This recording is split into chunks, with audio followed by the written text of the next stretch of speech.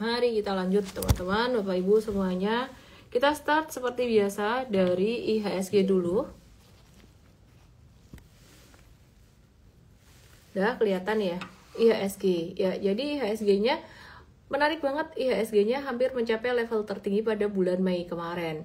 Nah, cuman yang menarik di sini yang menjadi penggerak IHSG itu bukan saham-saham Big Bang, sehingga saham-saham Big Bang masih di bawah. Jadi yang menggerakkan IHSG selain saham-saham komoditas, yang bikin IHSG naik adalah saham-saham dari Pak PP ya, karena market cap-nya lumayan gede juga tuh gitu. Nah, jadi saham-saham Big Bang sih kita ngelihat masih sideways, masih stagnan di bawah. Ini bukan saham trading, kalau menurut aku lebih ke saham investing. Jadi nggak bisa dibandingin dengan saham-saham yang larinya kencang. Ya memang dari dulu karakternya seperti itu.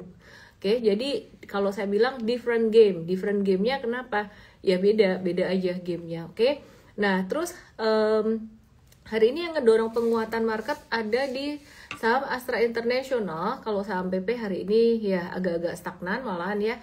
Saham Astra International naik 1%, BBNI naik 1,98%. Terus kemudian yang bergerak aktif lagi hari ini ya, kalau BNI ini ada potensial membentuk inverse head and shoulders. Yang aktif hari ini juga dari komoditas third liner yang kita sudah tunggu-tunggu naiknya. Saham ENRG, M-Trade. Wih, M-Trade cuan banyak nih, ENRG nih. Mari kita lihat cuannya. M-Trade ya. Jadi udah cuan sekitar 80% kalau aku nggak salah hitung. Nanti kita akan bahas lagi. 88%, salah satu multi bagger kita gitu. Jadi kalau yang ini kita pakai metode super trader. Nah, kalau saham-saham BP itu kita nggak pakai metode super trader ya. Kalau teman-teman mungkin lebih main ke IPO gitu ya. Jadi kalau ENRG nih sekitar 89-98%. Terus kemudian ya ada beberapa saham yang hari ini lumayan aktif dan masuk ke watchlist kita ke depan. Nanti aku akan mungkin bahas beberapa. Nah, hari ini asing net sell 965 miliar, masih lumayan gede. Dan yang di net sell masih ada di saham Bank Mandiri 797 miliar, BCA 316 miliar ya. Terus kemudian ada SSIA 53 miliar, PGEO 43,6 miliar, dan BBNI 41,7 miliar gitu. Nah, tarif Trump yang tadinya 32% turun jadi 19%, dan suku bunga BI juga turun gitu ya, jadi turun 25 basis point. Market nih sebenarnya banyak sentimen positif. Terus impactnya gimana? Kemarin saya juga ada bahas tentang Jerome Powell yang ada kemungkinan resign, tapi ternyata ya itu baru omong-omongnya orang-orang yang mau dia resign aja sih, yang ngeritik-ngeritik dia gitu ya. Jadi dari Powell-nya sendiri belum ada kata-kata atau omongan bahwa dia mau resign gitu. Nah, kita juga lagi menunggu PPI Amerika bulan Juni. Ini hasilnya turun dari inflasi 0,3% jadi 0%, di mana konsensusnya 0,2% gitu. Nah, aku mau bahas dulu tentang PPI ini ya sebelum aku bahas perang tarif. Nih teman-teman, aku mau share tentang data PPI Amerika yang juga menunjukkan salah satu indikator yang menunjukkan inflasi United States Producer Price Inflation. Ini artinya adalah inflasi di level produksi, bukan inflasi di level konsumsi gitu ya. Nah, jadi teman-teman perhatikan yang ada di IGOI aku, ini ada chart inflasi di level produksi, ini turun di level produksinya gitu. Terus kemudian aku juga mau kasih lihat untuk core PPI secara bulanan ya. Ini juga turun banget di level 0% yang tadinya sempat di level 0,4%. Jadi inflasi di tingkat produksi turun banget di sini. Nah, terus kemudian nih perhatiin ini juga yang US Producer Price Final Demand Less Food and Energy ini juga turun gitu. Kesimpulannya apa? Kesimpulannya sebenarnya inflasi di level produsen ini turun bisa berdampak ke harga konsumen yang lebih murah harusnya gitu. Dan kalau inflasi bisa turun ini ya jadinya ini lebih bagus ya. Kenapa? Karena inflasi sendiri kemarin udah tantangan dari perang tarif tuh bisa buat inflasi naik. Jadi kalau inflasi di level produsennya ternyata turun, ya itu bisa bikin lebih oke lah, kira-kira kayak gitu. Nah terus kemudian yang berikutnya saya pengen bahas adalah suku bunga BI. Jadi suku bunga BI itu turun di 5,25, tapi kalian pasti perhatikan chartnya. Bentuknya kayak gini ya, chart ya. Jadi suku bunga BI itu perhatikan kayak gini. Nah, ini dia turun terus dari Mei kemarin, terus kemudian Juli ini turun di angka 5,25. Ini bisa menjadi sentimen positif buat dalam negeri gitu.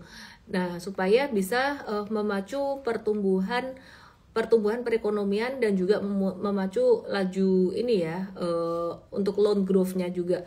Nah, ini adalah data pertumbuhan kredit di Indonesia. Jadi orang-orang tuh pada malas ngutang untuk berbisnis, untuk pengembangan bisnisnya tuh juga loan yang produktif tuh juga turun banget. Ini sebenarnya menunjukkan perlambatan perekonomian. Loan growth yang positif, pertumbuhan hutang yang positif, ini menunjukkan perekonomian juga bergerak. Nah, ini sebenarnya menunjukkan perlambatan perekonomian.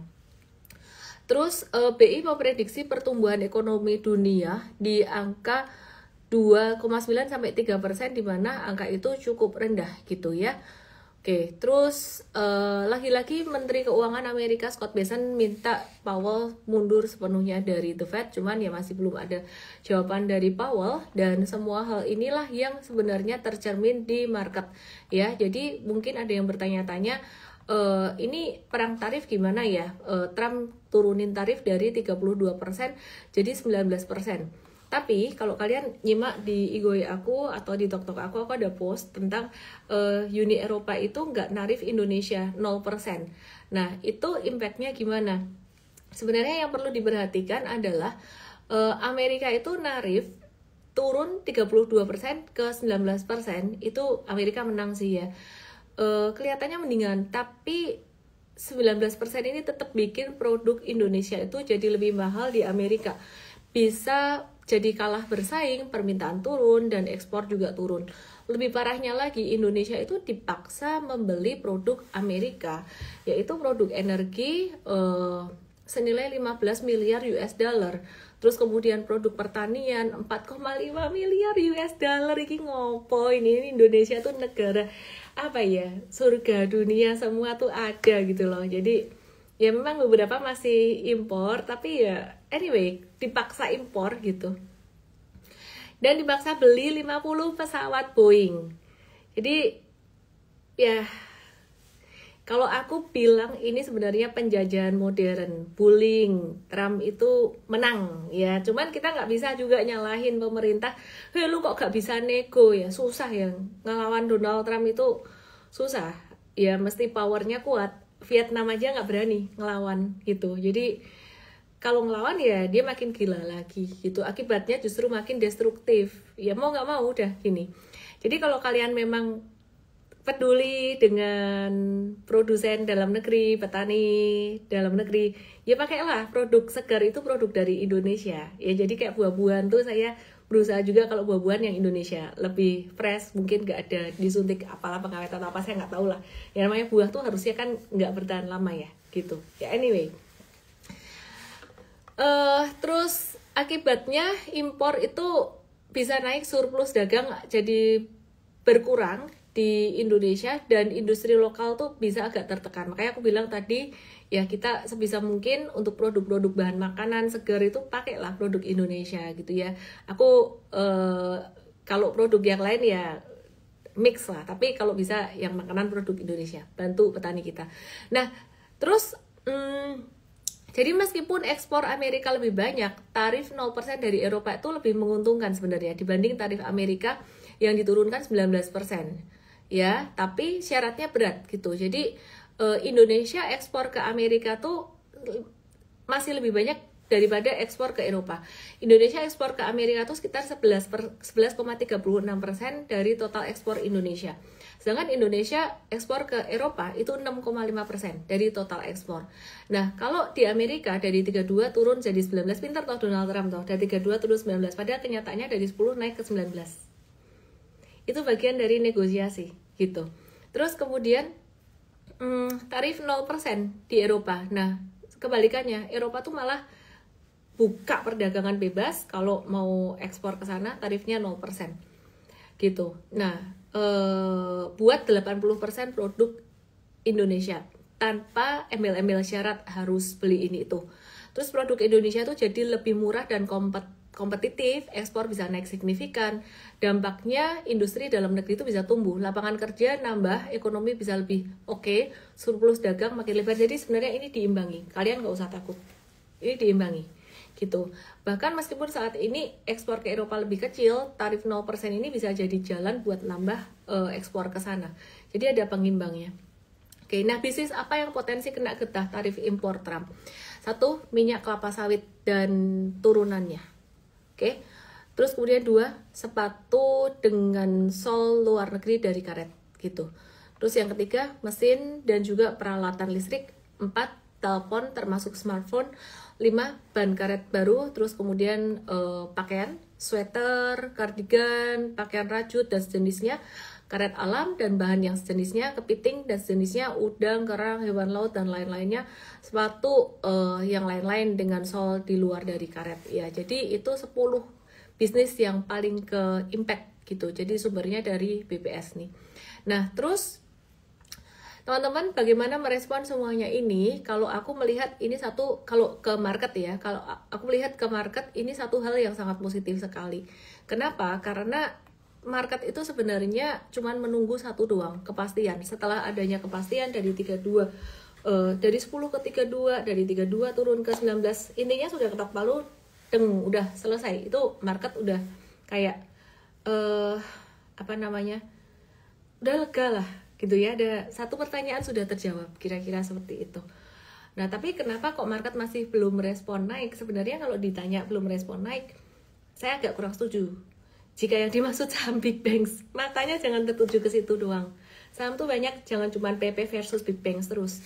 Tapi kalau kalian perhatiin ya, ada banyak saham yang aktif dan juga ngasih cuan buat M-Trade.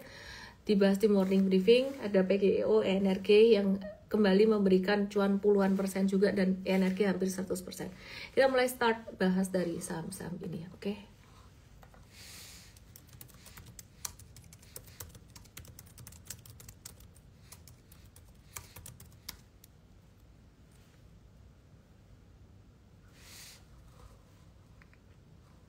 Mari kita lihat.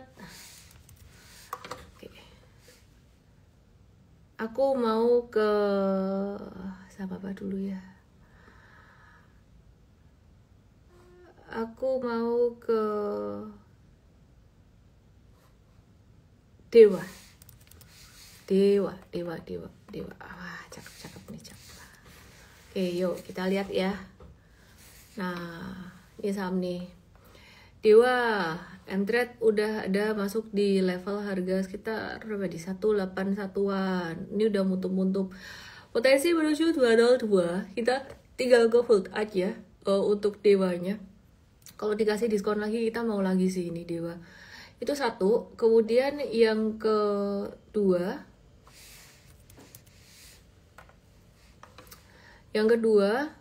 kita mau lihat saham. Kalau tadi kita lihat ENRG sudah naik ya, udah naik nih ENRG-nya, dan kita udah cuan 80-an% nih. Di M-Trade ya, di M-Trade tadi pagi kita watch apa? Medco. Jadi gak menunya cuman Big Banks atau PP doang, berantemnya itu terus di luar haya gitu loh. Dikiranya mainan saya Big Banks mulu gitu loh, gak ngerti karena kita di internal M-Trade mainannya bukan itu, lain ya. Salah satunya tadi yang ini ada ENRG. Nah ini Medco tadi pagi kita ada bahas di morning briefing dan kita ada call buy, ini udah naik. Kita ngelihatnya potensinya lumayan menarik sih saham ini. Oke, terus kemudian disclaimer ya. Terus kemudian kita ngelihat untuk beberapa saham dari sektor CPO ya. Jadi dari sektor CPO, ini di SNG. Nih loh, kok yang disebut udah naik-naik sih? Kalau nggak mau ini yang real time ya di M-Trade gitu ya. Jadi meskipun udah naik sebenarnya ini masih potensial say gitu. Sekitar 17%-an gitu ya. gitu. Jadi kalau ada yang bilang M-Trade diem-diem cuan ya gitu di saham ini, iya dong. Kalau nanti kita woro-woroin di luar, aku di mana di luar aku terlalu, atau di sosmed aku terlalu ini, nanti dibentungin sama BD. Tapi aku sering ngebahas sebenarnya, kalau kalian peka, kalian sensitif ya, pas aku live ini sesekali aku bahas watchlist apa kayak gitu. Jadi pasti fokus dan nyatet kalau misalkan mau dapat kayak bocoran-bocoran di live itu ya. Jadi mesti pelajarin caranya. Ini di SNK, di M-Trade udah cuan 17-18% jangka menengah. Kebetulan banyak saham yang breakout sehingga jangka menengah lebih perform daripada jangka pendeknya. Nah, dari sini teman-teman perhatikan ya, ini di jangka menengahnya, perhatikan di sini. Ya, terus kemudian kalau di SNK buat yang belum punya gimana? Tunggu aja turun atau retracementnya, dia bakalan potensi ngebentuk kayak gini lagi ya. Jadi tunggu retracementnya, meskipun udah naik. Teman-teman kalau misalkan ngelihat saham-saham yang aku sering bahas kayak gini, ini potensi kalau ada retracement cakep. Wah, TAPG lagi, TAPG gimana kabarnya? Jadi bukan PP versus Big Bang terus gitu loh. Kan kemarin ketika saya ngepost tentang saham PP pakai baju Superman tuh ada yang bilang nyendiri apa, nggak ada sih, happy aja ikut cuan gitu ya. Cuman maksud aku tuh kok kayak jadi kubunya terbelah PP versus Big Bang, jangan begitu dong. Ini ada saham TAPG juga nih, TAPG yang kita udah cuan 28-32% dan saham-saham lainnya. Kan sayang banget ya saham-saham kayak gini jadi terlepas dari pandangan kalau nggak sensitif gitu. Kalau pandangannya cuman ke saham-saham itu doang. Nah, ini meskipun udah naik tinggi, buat kalian yang nggak ikut M-Trade, kalau mau nunggu retracementnya, mungkin sekitar 1140 nih, cakep loh kan, baik hati kan, dikasih tahu juga. Nah, tapi kalau misalkan kalian belajar dengan M-Trade, jangan cuman ngikut stock pick-nya doang, tapi harus mempelajari benar-benar e-course-nya ya. Jadi M-Trade Academy-nya, e-course-nya benar-benar dipelajarin gitu. Nah, ini kita lagi nunggu retracement juga nih ya. Jadi watchlist kita tunggu. Kita paling suka banget saham yang abis naik tinggi terus retrace jatuh kayak gini. Kita justru nunggu jatuhnya. Jadi kalau pas ada saham lagi jatuh atau lagi turun, kita tuh nggak yang kayak di luar kayak takut-takut atau sedih. Nih, ini ilmu penting loh. Malam hari ini tuh ilmu bagus. Contohnya kayak gini. Kita berharap nih ya, TAPG kalau bentuknya bisa kayak gini, ini kan naik ya. Nah, misalnya ya, ini TAPG. Malam hari ini live ku nggak lama, tapi ini tak kasih daging gitu ya. Jadi ini kan dia naik kan ya, beberapa anak tangga berturut-turut. Jadi tok-tok yang dietnya ke Igoyo. Nah, terus kalau kita berharapnya sih dia bentuknya kayak gini nih. Jadi abis naik, terus dia ada retracement. Salah. Mana sih? Ya itu juga sih oke. Contohnya BRMS tuh oke juga sih. Nah, kayak PESAP nih ya. Harapannya tuh dia turun retrace gini. Nah, jadi pas turun lagi retrace kayak gini, kita liatin diskonnya lumayan banget nih. Kita liatin, kok technical terus ya, semuanya technical, masih bekerja kok technical gitu. Siapa yang bilang technical doesn't work? Kadang-kadang saham breakout terlalu tinggi sehingga nggak retrace, jadi kita nggak bisa beli. Tapi bukan berarti technical doesn't work sih. Kemudian ya ini kita pakai ilmunya super trader, kita tungguin lagi di stage 1 lagi. 1, 2, 3, 4, 1 lagi, masuk di 1 lagi. Tapi peak cycle-nya dia masih di 2 gitu loh. Jadi kita masuk di sini. Nah, wait and see lagi nih. Nah, harapannya kan begini ya. Harapan tuh harus objektif. Sebenarnya di buku saya Smart Trader Not Gambler tidak boleh berharap gitu. Cuman kalau kita harapannya objektif itu masih oke. Nah, perhatikan di sini. Ini kan kayak si PESAP tadi bentuknya kayak gini nih. Harapannya bisa begini. Nah, kalau ternyata harapannya tidak terjadi, ya wes cut loss. Ya, terus kemudian selain PESAP tadi ada apa lagi ya? Terus BRMS juga udah dibahas. Nah, mari kita bahas saham Bakri. Bum bum. Ada BRMS, Energi, Dewa, semuanya benang merahnya punya Om Bakri. Jadi jangan cuman Papa Pepe yang disayang-sayang. Saham-saham Om Bakri ini ternyata belakangan juga banyak yang kasih cuan. Nah, ini Bumi. Bentar ya, Bumi Resources TBK. Ayo muter-muter sini. Nah, si Bum juga sama nih, mirip-mirip kayak patternnya kayak BRMS. Ini kita menunggu lama ya. Jadi kita menunggu 1, 2, 3. Kita kan trading beberapa kali sebelumnya pas lagi uptrend.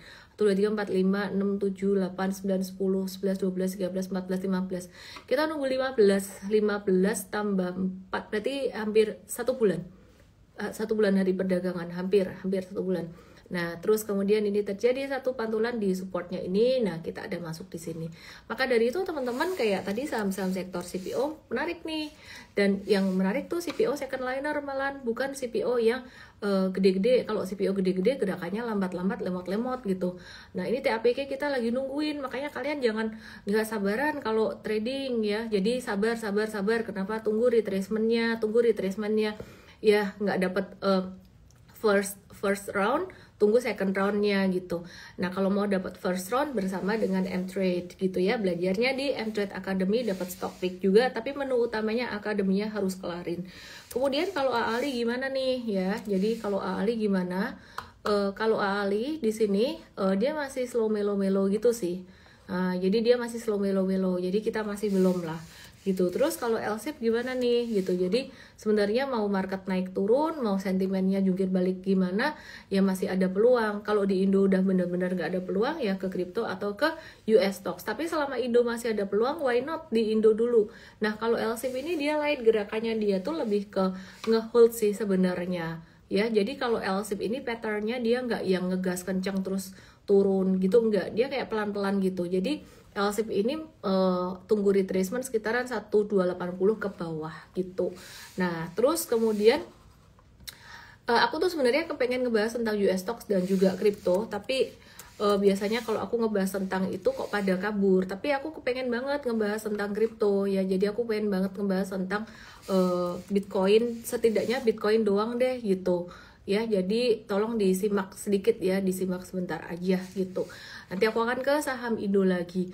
Nah, Bitcoin ini menurutku patternnya tuh cakep banget loh. Cakep bangetnya tuh gimana? Karena dia kemarin patternnya tuh rapi, stage 1, 2, 3, 4, dan ini balik ke 1 lagi. Ini sekarang udah jadi ke stage 2. Jadi buat kalian yang memang mau hold Bitcoin untuk jangka panjang, tunggu di area semakin dekat dengan 112.000 tuh semakin bagus gitu ya. Tapi kalau kalian mau diskon yang lebih gede lagi for long term investing, kalau aku sih saranin pakai monthly. Nah, monthly-nya gimana? Monthly-nya di sekitaran 90 ribuan gitu. Tapi kalau kalian mau trading cepat, trading intraday, caranya strateginya beda lagi. Dan ini tuh sebenarnya semua udah diajarin metodenya di M-Trade dan kerjasama dengan Cryptofolio kalau ada webinar. Kalau trading cepat di Bitcoin atau apapun ya, gold gitu ya, kita manfaatin sideways ini. Jadi sideways garis merah dan garis biru yang saya tunjuk ini tuh kan daily ya. Nah, di sini ini kita lihat untuk intraday-nya. Kalau lagi sideways trading kayak gitu. Nah, tapi kalau kemarin udah terjadi breakout, maka kita harus perbarui lagi nih range-nya yang terbaru di mana. Jadi contoh nih ya, daily-nya udah breakout di sini nih. Ini live rasa seminar nih. Ini breakout di sini. Dia bakalan sideways lagi nih. Kelihatan di sini. Nah, ini kita taruh satu high-nya di sini sama high di atas ini. Ini buat nge-short gitu. Jadi long-nya di dekat sini. Kalau aku lihat tren besarnya naik, aku prefer long daripada short. Jadi ngelongnya di dekat level 111.700 atau 112 ribuan. Gitulah kurang lebih. Aku balik ke saham Indonesia lagi karena kayaknya ini investor trader saham di Indonesia udah mulai agak-agak kabur. Aku mau cek TOWR nih sekarang nih ya. Balik ke saham Indo.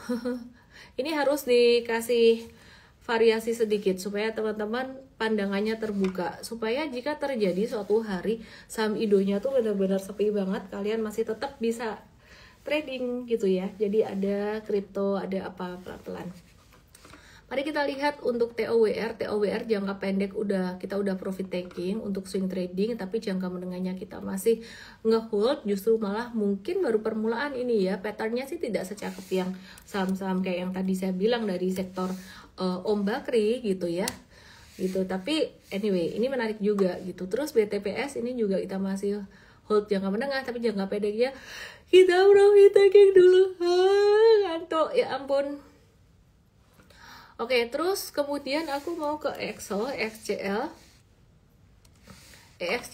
ya. Wah, ini cakep. Ayu mari kita lihat ya. Fundamentalnya gimana? Gak main fundamental ini di Excel. Mari kita lihat Excel. TAPG ini history TAPG banyak cuannya nih. Trennya berarti bagus. Yuk, mari kita lihat ya. Excel sempat profit taking, kita lagi ngehold lagi. Cuan 4-5%-an karena kemarin belinya. Cuman tidak usah berkecil hati jika belum beli, dan jika besok masih naik lagi, ingat apa? Ingat tunggu jatuhnya dia. Dan kalau mau nunggu jatuh tuh harus sabar. Jadi mau jadi trader tuh harus sabar, tidak usah setiap hari berharap naik terus, atau tidak usah setiap hari beli saham terus. Makanya di sambil kerja aja nggak apa-apa, jangan yang ditungguin terus ya. Jadi kalau kamu full time trading, jadinya nanti scalping. Dan menurut aku kalau kamu mau scalping, market Indonesia pilihannya agak terbatas, nanti malah fluktuasi atau volatility-nya tuh nggak terlalu besar, nanti malah dapat saham-saham gorengan ya. Jadi kalau kamu mau scalping itu di crypto atau di US stocks, itu bisa pilihannya lebih banyak, atau di commodity XAU kayak gitu. Oke, aku mau buka Q&A-nya teman-teman semuanya. Janjinya nggak lama-lama, tapi ternyata sampai 10 jam, sampai jam berapa di sana ya? 8.42 ya. Oke. Di sini jam 11.42 soalnya. Oke, aku mau cek pertanyaan. Halo. Muhammad Nasir nanya Toba SCMA. Oke, mari kita lihat Toba dulu sambil nunggu komen-komen yang ada di Igoy masuk. Saya mau buka saham Toba. TBS Energi Utama. Sampai per hari ini patternnya masih cakep, ganteng, beautiful ya.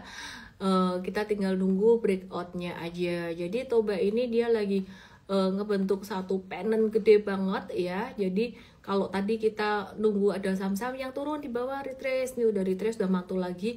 Nah ini kita masih pantengin saham ini. Ini menarik banget, yang punya di bawah sih kita masih ngehold sih ya, masih boleh ngehold teman-teman ya.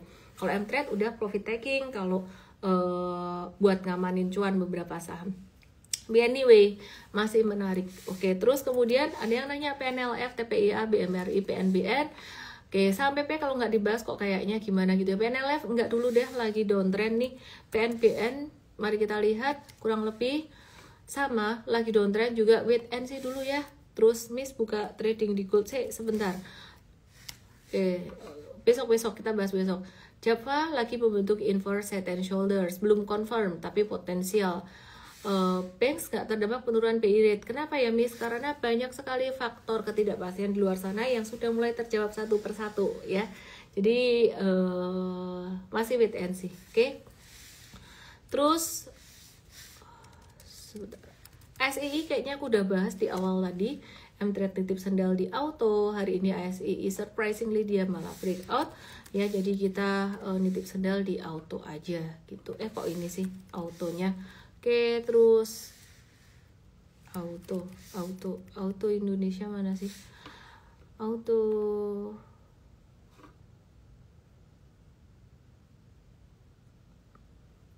IDX, lu kok nggak muncul. Astra, Auto Parts. Ini dia part. Halah, susah banget lo nyariin auto. Ini yang nanya ada rugi di Toba, Bumi Toba tadi bagus. Aku bantu jawab MTech ya. Tradingmu mesti diamatin, trading nggak boleh nggak diamatin. MTech per hari ini juga bagus sih, meskipun belum uptrend ya, harus diamatin ya. Kalau nggak diamatin ke bawah kan dia perubahan trennya cepat sekali gitu. Terus Sido lagi ada sedikit perbaikan tren juga, dari downtrend jadi sideways. Aku masih penasaran mau buka auto Indonesia ini kok all countries aku ganti dulu ya. Indonesia. Mari kita lihat Indonesia. Iya. Ya, ini auto Indo breakout dari pattern V ya. Breakout dari pattern V potensial ke 2160 sampai 2230. Oke, disclaimer teman-teman semuanya. Mari kita lihat saham-saham Papa PP. Ada cuan kita tunggu retracement-nya, yang belum tentu mau retrace ya. Jadi kita nunggu retracement 12.90 belum tentu dikasih say. kita nunggu 1445 belum tentu dikasih juga. Tapi kalau mau lebih aman sih, lebih less risk di situlah ya. Terus kemudian Petro.